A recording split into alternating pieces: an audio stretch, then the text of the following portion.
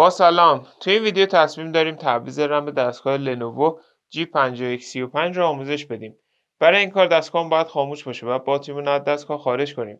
در صورتی که باتری رو دستگاهمون باشه، برق داخل مادربردمون وجود داره و ممکنه به دستگاهمون آسیب برسونه. خب برای این کار دستگاهمون رو برمیگردونیم. ابتدا باتری رو از دستگاه خارج میکنیم به این صورت. رم ما در این قسمت قرار داره که شروع میکنیم به باز کردن درب قاب کف دستگاه.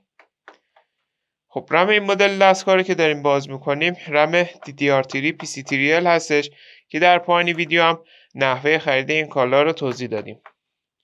خب بعد باز کردن پیچا درب قاب رو به صورت کشویی باز میکنیم به این صورت و با فشار دست زبونای رم رو آزاد میکنیم و رم رو از دستگاه خارج میکنیم. برای جا زدن دوباره رم اونو داخل شیار قرار میدیم و اونو به سمت پایین فشار میدیم به این صورت. ما الان میتونیم رم جدیدمون رو جایگزین کنیم. حالا برای آشنایی با نحوه خرید این کالا به ادامه ویدیومون توجه کنید. برای خرید این کالا میتونید به آدرس www.iranfso.com مراجعه کنید و یا عبارت کامپیوتر افق رو به صورت فارسی در مرورگرتون جستجو کنید. بعد این کالا رو خریداری کنید.